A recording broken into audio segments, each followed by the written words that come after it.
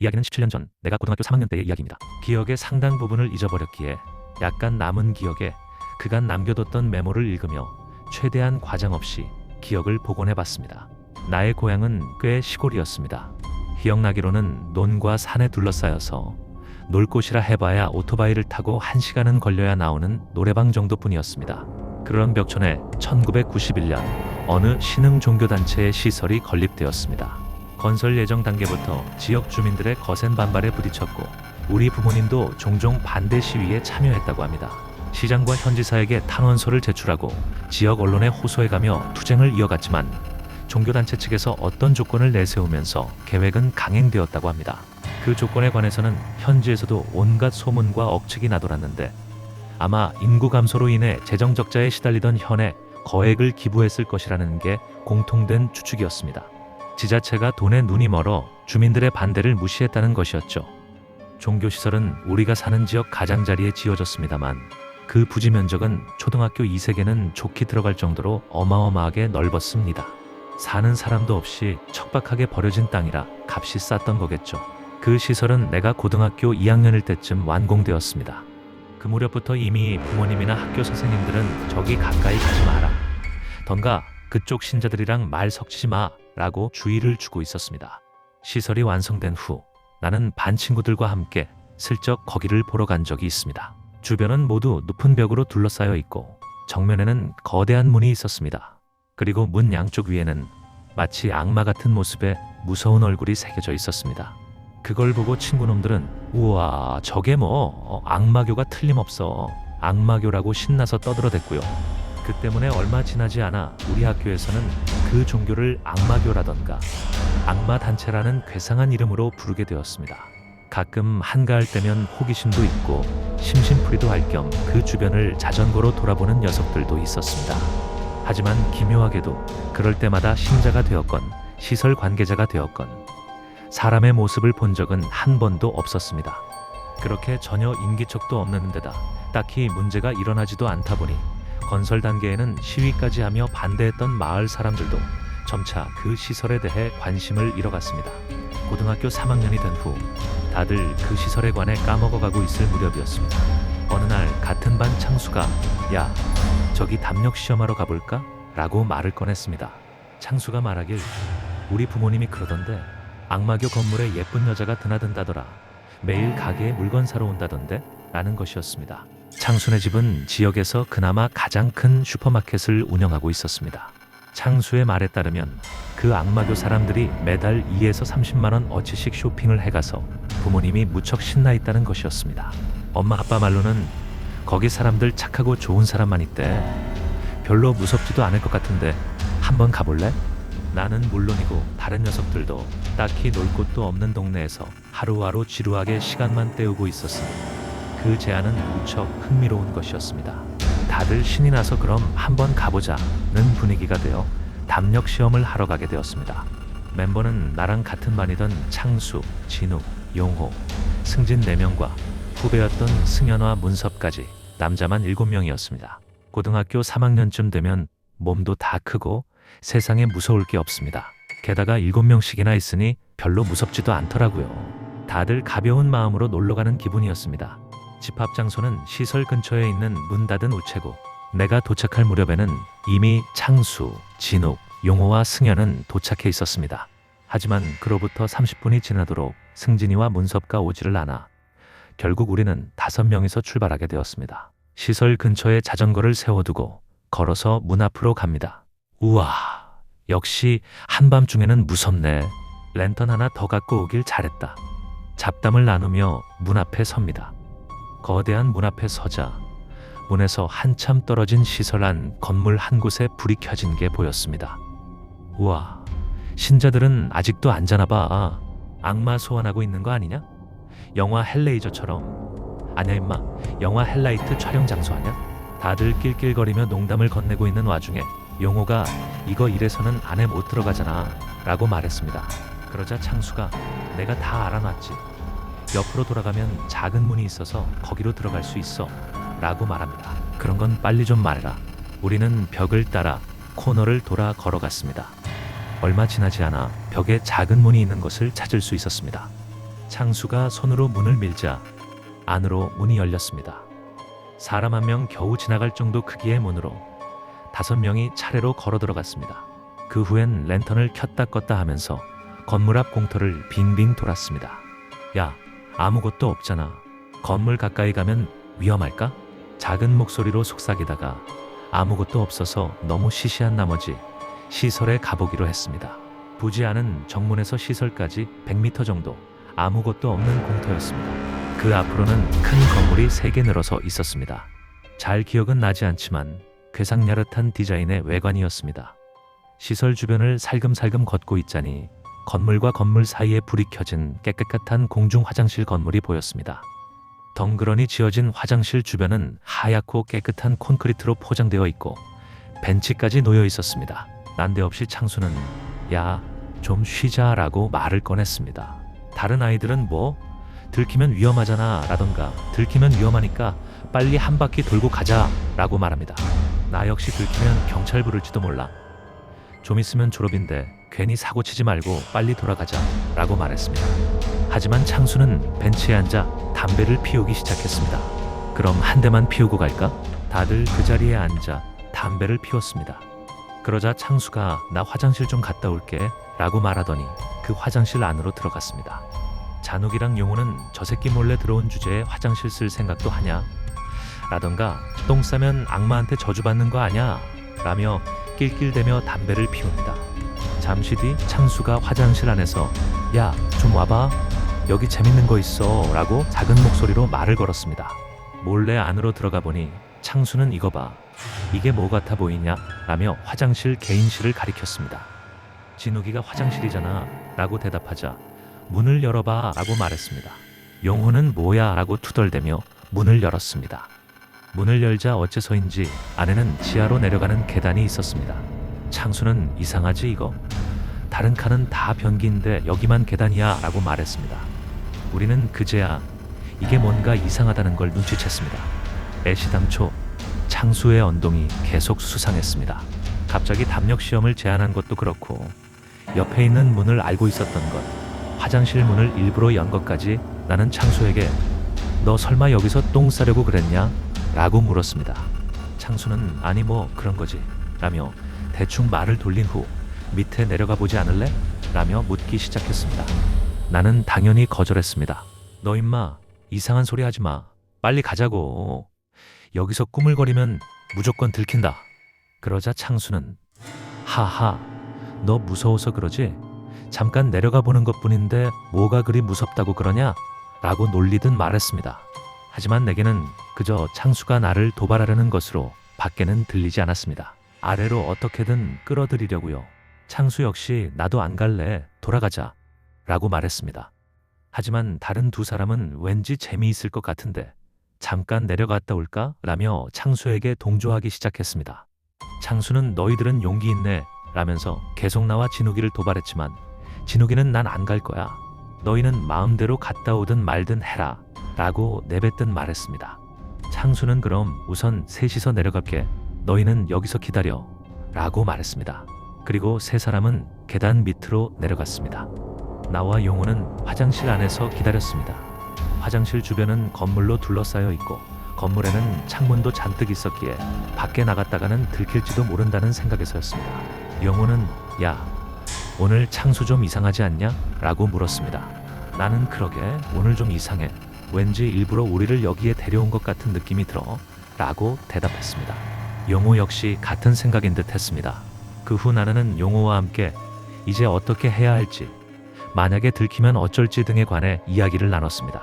5분가량 지날 무렵 얘네 너무 늦는 거 아니야? 라며 슬슬 나도 용호도 화가 나기 시작했습니다. 용호는 그냥 우리끼리 돌아갈래? 라고 말을 꺼냈지만 2개 있던 랜턴을 다 계단 밑으로 간 녀석들이 가져가 버린 터였습니다. 이 어둠 속에서 그 작은 문을 찾는 건 너무 힘들 것 같다는 생각에 우리는 마지못해 계속 기다리기로 했습니다. 화장실 주변은 건물로 둘러싸여 있고 건물에는 창문도 잔뜩 있었기에 밖에 나갔다가는 들킬지도 모른다는 생각에서였습니다. 용호는 야, 오늘 창수 좀 이상하지 않냐? 라고 물었습니다. 나는 그러게 오늘 좀 이상해. 왠지 일부러 우리를 여기에 데려온 것 같은 느낌이 들어 라고 대답했습니다. 우리는 작은 소리로 큰일 났다, 사람이 왔어, 위험한데 라고 속삭였습니다. 한순간에 주변은 팽팽한 긴장감으로 가득 찼습니다. 발소리는 멀리서 들렸기에 어느 방향에서 들리는 것인지도 알 수 없었고, 지금 밖으로 뛰쳐나가면 주변 구조도 모르는 우리는 길을 잃을 위험이 컸습니다. 용호는 큰일이다, 이리로 오고 있어, 어쩌지? 라며 상당히 당황하고 있었습니다. 나 역시 속으로는 심장이 터질 것만 같았지만 이리로 오는 게 아닐 수도 있을 거야, 오면 안으로 숨자 라고 말했습니다. 하지만 발소리는 확실히 우리가 있는 화장실 쪽으로 다가오고 있었습니다. 그 순간 용호가 갑자기 계단이 아닌 다른 칸의 문을 밀었습니다. 그러나 어째서인지 그 칸도 그 옆 칸도 문이 열리지를 않습니다. 용호는 젠장, 문이 닫혀 있어 라며 작게 소리쳤습니다. 발소리는 대략 15m 부근까지 다가왔습니다. 직감적으로 나는 그 사람들이 분명히 화장실까지 올 것이라 느꼈습니다. 용호 역시 나와 같은 예감을 한 듯 했습니다. 나도 용호도 그 자리에 딱 굳은 채 서 있을 뿐이었습니다. 용호는 어쩔 수 없네, 내려가자 라고 말했습니다. 나는 진심이냐? 라고 반문했습니다. 저 정체 모를 계단으로 내려가는 것만은 너무나도 싫었습니다. 하지만 화장실 안에는 숨을 곳도 없고 뛰쳐나간다 하더라도 어둠 속에서는 길을 잃은 채 그대로 잡힐 것만 같았습니다. 심야의 종교시설에 숨어 들어왔다는 특수한 상황 때문에 판단력이 떨어져 있었던 것인지도 모릅니다만, 발소리가 화장실 근처에 다가오자 나와 용호는 발소리를 죽이고 계단을 내려가기 시작했습니다. 콘크리트로 된 계단은 의외로 짧아서 10단 정도 내려가자 바닥이 나왔습니다. 칠흑 같은 어둠에 아무것도 보이지 않았지만 나보다 앞에 서 걷던 용호가 앞을 더듬더니 문을 찾아 열었습니다. 그 안에는 방이 있었습니다. 천장에는 오렌지색 꼬마 전구가 몇 개 달려 있어서 방 전체가 옅은 오렌지빛에 잠겨 있었습니다. 나와 용호는 방 안에 들어가 문을 조용히 닫았습니다. 방 안을 둘러보니 다다미 15평 정도 크기의 아무것도 없는 콘크리트 방이었습니다. 다만 방 가운데 커다란 원형의 물체가 매달려 있었습니다. 설명하기는 힘들지만 거대한 철제 훌라후프 같은 게 세로로 매달려 있는 듯한 모양새였습니다. 그 훌라후프는 무척 거대해서 방 양쪽 벽에 닿을 정도였습니다. 하지만 우리는 그런 걸 신경 쓸 겨를이 없었습니다. 창수랑 다른 애들은 어디 갔지? 여기 없잖아 하고 내가 작은 목소리로 묻자 용호는 모르겠어 하고 굳은 표정으로 대답했습니다. 우리를 쫓던 발소리는 예상대로 화장실에 들어온 듯 했습니다. 위쪽에서 발소리가 콘크리트를 타고 들려옵니다. 3, 4명 정도 되는 것 같았습니다. 우리는 계속 움직이지 않고 문 앞에 가만히 서 있을 뿐이었습니다. 곧이어 뭐라 말하는 것인지 알 수 없는 말소리가 들려왔습니다. 무언가를 논의하는 것 같기도 하고 저마다 무슨 말을 중얼대는 것처럼 들렸습니다. 용호는 아래로 고개를 떨군 채 눈을 감고 있었습니다. 얼마나 시간이 흘렀을까요? 나는 뭔가 즐거운 생각을 하려고 당시 유행하던 코미디 프로그램의 내용을 필사적으로 떠올리고 있었습니다. 그러는 사이 화장실에서 들리는 중얼중얼대는 목소리는 서너 명에서 10명가량으로 늘어나 있었습니다. 저 위에 있는 사람들은 우리가 여기 숨어 있는 걸 알아차린 게 틀림없다는 생각이 들었습니다. 무서워서 다리가 벌벌 떨려왔습니다. 중얼중얼중얼중얼하고 들려오는 기분 나쁜 말소리에 정신을 잃을 것만 같았습니다. 그러다 갑자기 목소리가 뚝 그치더니 끼익하고 문이 2개 연속해서 열리는 소리가 들려왔습니다. 곧이어 다시금 끼익하는 소리가 들려옵니다. 그 소리가 화장실 칸을 열어보는 소리라는 걸 알아차리자 온몸에 소름이 끼쳤습니다. 애초에 다른 칸들에는 처음부터 사람들이 들어있던 건 아닐까. 용호도 그 가능성을 알아차렸는지는 모르겠지만 아까는 분명 문이 잠겨 있었습니다. 그러니 밖에서 연 게 아니라 안에서 누군가 나온 것이라고 밖에는 생각할 수 없었습니다. 곧이어 계단을 내려오는 발소리가 들려오기 시작했습니다. 공포와 인내심의 한계였습니다. 계단을 내려오는 데는 15초도 채 걸리지 않습니다. 나는 용호의 팔을 꽉 잡았습니다. 발소리가 계단을 중간쯤 내려왔을 무렵 용호가 으아 하고 비명을 내지르며 내 손을 뿌리치고 방 안쪽으로 달리기 시작했습니다. 그 순간이었습니다. 용호가 그 둥근 고리 안을 향해 점프한 순간 비의 모습이 사라진 것이었습니다. 나는 망연자실할 수밖에 없었습니다. 눈앞에서 용호가 사라지는 것을 보며 나는 공포 때문에 뭘 어떻게 해야 할지 아무 생각도 할 수 없었습니다. 문과 훌라후프 사이에서 용호가 나는 멍하니 서 있었습니다. 차라리 밖에 있는 사람들에게 사과해야겠다는 생각이 머리를 가득 메웠습니다. 죄송합니다. 함부로 들어와서 정말 죄송합니다. 그렇게 말해야겠다는 생각뿐이었습니다. 곧이어 뒤에서 문이 천천히 열렸습니다. 열린 문 틈에서 일부러 그러는 듯 얼굴만이 슬쩍 나타납니다. 왕관 같은 걸 쓰고 있는 노인이 얼굴만 내민 채 나를 보고 있습니다. 만면에 웃음을 띄운 채로 할아버지인지 할머니인지는 알 수 없었지만 긴 백발의 왕관을 눌러 쓴 주름투성이의 노인이 얼굴 가득 미소를 지은 채 나를 보고 있었습니다. 그 얼굴은 지금까지 본 적 없는 아기에 가득 찬 미소였습니다. 한눈에 나는 이건 제대로 된 인간이 아니구나 라는 생각이 들었습니다.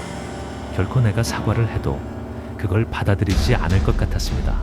노인의 그 소름 끼치는 얼굴을 더는 보고 싶지 않다는 생각으로 나는 흐아 하고 꼴사나운 비명을 지르며 용호처럼 훌라후프 안으로 뛰어들었습니다. 눈을 뜨자 나는 병실에 누워 있었습니다. 머리는 멍해서 뭐가 뭔지 하나도 알 수가 없었습니다. 팔에는 주사바늘이 박혀 있고 나는 몸에 기운이 하나도 없어 누워 있을 뿐이었습니다. 어떻게 겨우 상반신을 일으키는 데만도 3분은 좋게 걸렸던 것 같습니다. 창밖을 보자 아름다운 노을이 지고 있었습니다. 방에는 나 말고 다른 사람은 없었습니다. 나는 아무 생각 않고 그저 멍하니 앉아 있었습니다. 얼마나 시간이 지났을까요? 잠시 후 철컥하고 문이 열리더니 간호사가 나타났습니다. 간호사는 나를 보고 깜짝 놀란 듯 눈을 휘둥그레 뜨더니 그대로 방을 뛰쳐나갔습니다. 그래도 나는 그저 멍하니 앉아 있을 뿐이었습니다. 곧 의사 몇 명이 방으로 들어와 내게 말을 건넸지만 나라는 여전히 멍한 상태였습니다. 하지만 시간이 지남에 따라 천천히 의식이 선명해지기 시작했습니다. 의사는 아까 너네 가족분들에게 연락을 드렸어. 너는 오랫동안 잠을 자고 있었단다. 하지만 걱정하지 않아도 돼. 이제 괜찮을 거야 라며 알 수 없는 말들을 늘어놨습니다. 일어난 후에도 시간의 감각은 영 돌아오질 않아. 얼마나 시간이 흘렀는지는 모르겠지만 곧 어머니인 듯한 사람과 젊은 여자가 울면서 병실로 들어왔습니다. 하지만 그 사람은 우리 어머니가 아니었습니다. 그리고 내 이름은 임수규도 아닙니다. 어머니를 자처하는 여자는 다행이야, 다행이야 하며 울면서 기뻐하고 있었습니다. 젊은 여자아이는 나를 보며 오빠 잘 돌아왔어 라며 쓰러져 울었습니다. 하지만 내게 여동생은 없습니다. 3살 많은 대학생 형은 있지만 여동생 같은 건 없었습니다. 저는 누구세요?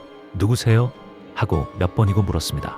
의사는 후유증인 것 같습니다만 시간이 지나면 괜찮아질 겁니다 라는 소리를 어머니인 듯한 여자와 여동생인 듯한 여자에게 격려하듯 말했습니다.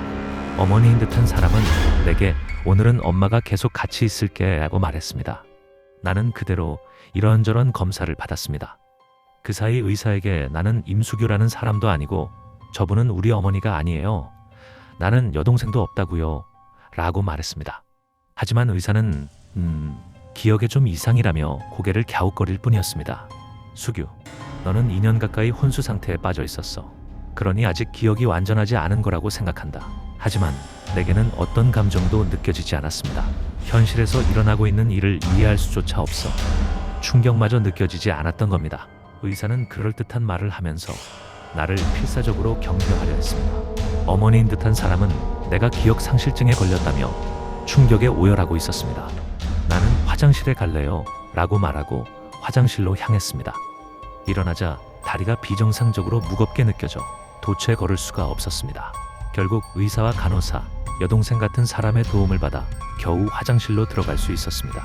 화장실에서 나는 바로 아까 전 같이 느껴지는 그날 밤 일을 떠올렸습니다. 기묘하게도 정신을 차리고 몇 시간 동안 한 번도 그 일에 관해서는 생각을 하지 않았던 터였습니다.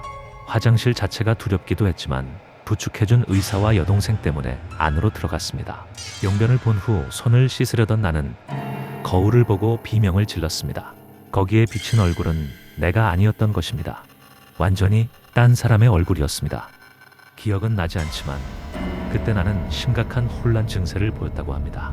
그 후 나는 그대로 한 달가량 입원해 있었습니다. 나는 부모라고 말하는 이들과 여동생이라는 여자, 병문안을 온 친구라는 이들에게 나는 임수규가 아니고 당신을 모릅니다 라고 계속 말했습니다. 창수와 용호에 관해 그리고 내가 기억하고 있는 과거에 관해 계속 이야기를 했지만 모두가 기억장애라고 받아들일 뿐이었습니다. 창수나 용호는 존재하지 않는다는 설득이 돌아올 뿐이었습니다. 다만 모두들 내게 무척 친절하게 대해줬습니다. 의사와 다른 사람들의 말을 종합해보면 나는 하굣길에 자전거를 타고 돌아오다 쓰러졌고 그 후 입원했다는 것 같았습니다. 내게 있어 이 세상의 모든 정보는 들어본 적 없는 생소한 것이었습니다. 창수나 용호는 존재하지 않는다는 설득이 돌아올 뿐이었습니다. 다만 모두들 내게 무척 친절하게 대해줬습니다. 의사와 다른 사람들의 말을 종합해보면 나는 하굣길에 자전거를 타고 돌아오다 쓰러졌고 그 후 입원했다는 것 같았습니다. 내게 있어 이 세상의 모든 정보는 들어본 적 없는 생소한 것이었습니다. 창수의 이름조차 생각나지 않아 같은 반 친구라고 몇 번이고 설명했지만 주변 사람들은 그런 아이는 없다고 고개를 저을 뿐이었습니다. 그 시설에 들어가 훌라후프 안으로 뛰어든 이야기를 의사에게 몇 번 더 필사적으로 설명했지만 그건 내가 자고 있을 때 꾼 꿈일 뿐이야 라며 부정당했습니다. 하지만 무섭게도 나 자신 역시 나는 기억 상실증에 걸린 것이고 이전에 살던 삶과 세계는 다 꿈이었다고 진지하게 믿어가기 시작하고 있었습니다. 어차피 나에게는 다른 사람의 삶을 살아간다는 선택지밖에는 없었으니까요. 퇴원 후 가족과 함께 나는 집으로 돌아왔습니다.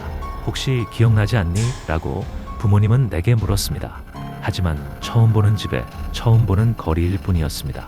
나는 상담을 받아가며 필사적으로 이 새로운 인생에 순응해 가기로 마음먹었습니다. 내게 들려오는 단어와 정보는 위화감이 느껴지는 것과 아닌 것으로 나뉘었습니다. 지명이나 나라 이름은 전부 처음 듣는 것이었고 역사에 관한 것들도 금시초문이었습니다. 하지만 일상생활에 쓰이는 단어는 대부분 기억하고 있었습니다. 처음에는 가족들에게 적응하지 못해 존댓말을 쓰고 바지나 속옷 같은 것도 보여지기 싫어 직접 세탁하곤 했습니다. 그렇지만 신기하게도 진짜 가족이라고 마음을 먹자 이전의 인생이 마치 전생이나 꿈 같은 걸로 느껴지기 시작했습니다. 그 무렵부터 서서히 이전까지 살아왔던 기억들이 사라져가기 시작했습니다. 선명하게 기억하고 있던 부모님과 형의 얼굴도 옛 시골거리도 떠올리려면 한참을 생각해야만 할 정도가 되었습니다. 하지만 그 마지막 밤 종교시설에서의 기억만은 잊혀지지 않았습니다. 특히 그 기분 나쁜 웃음을 짓던 노인의 얼굴을요. 새로운 생활에도 익숙해지고 상담 횟수도 줄어간 끝에 반년 만에 나는 고등학교로 돌아갔습니다. 20살에 고등학교 3학년이라는 애매모호한 위치였지만 새로 만난 친구들과 지내며 꽤 즐거운 시간을 보냈습니다. TV도 본 적 없는 방송투성이라 무척 재미있었으니까요. 이전에 살던 곳과는 달리 세종시라는 도시였기에 하루하루가 새로운 나날이었습니다. 하지만 고등학교에 돌아오고 4달 정도 지나고 나서 뜻밖의 형태로 과거와 현재를 잇는 공통점이 나타났습니다. 여름방학이 다가올 즈음 나는 숙제 때문에 서점에서 책을 찾고 있었습니다. 그런데 책들 중에 무한지교유라는 글자가 적힌 책이 눈에 들어왔습니다. 종교 관련 책이었습니다.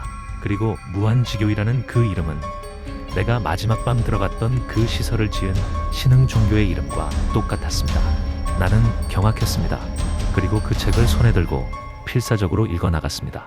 아무래도 무한지교는 이 세계에서는 꽤 거대한 종교 단체인 듯 했습니다. 내가 살던 세계에서는 이름조차 들어본 적 없던 무명 신흥 종교 단체였는데 여기서는 세계적인 종교 단체인 것입니다. 나는 그 종교 관련 책을 몇 권씩 사서 읽었지만 아무 의미 없는 짓일 뿐이었습니다. 아무리 책을 읽는다 해도 현실은 바뀌지 않았습니다.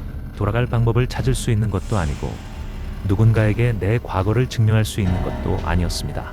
주변에 아무리 이야기를 해도 그건 무의식 중에 무한지교가 꿈에 나온 것뿐이야 라는 대답만 돌아왔습니다. 거기에 기껏 친절하게 대해주는 새 가족과 친구들에게 걱정을 끼치고 싶지 않았습니다. 겨우 고등학교에 복학하고 사고의 그늘을 떨쳐낸 것처럼 보이는 나에게 주변 사람들이 걸고 있는 기대를 깨고 싶지 않았습니다. 결국 나는 과거를 잊고 못 본 척하기로 결심하고 평범하게 인생을 살아왔습니다. 그때로부터 17년이 지난 지금 나는 서울에서 일하고 있는 극히 평범한 샐러리맨입니다. 그렇다면 왜 이제 와서 이런 이야기를 늘어놓는 것인지 의아하시겠죠. 지난달 우리 집에 편지 한 통이 날아왔습니다. 익명으로 쓰여진 편지의 내용은 다음과 같았습니다. 갑작스레 편지를 드리게 되어 죄송합니다. 당신은 아마 나를 잘 알고 있었을 겁니다.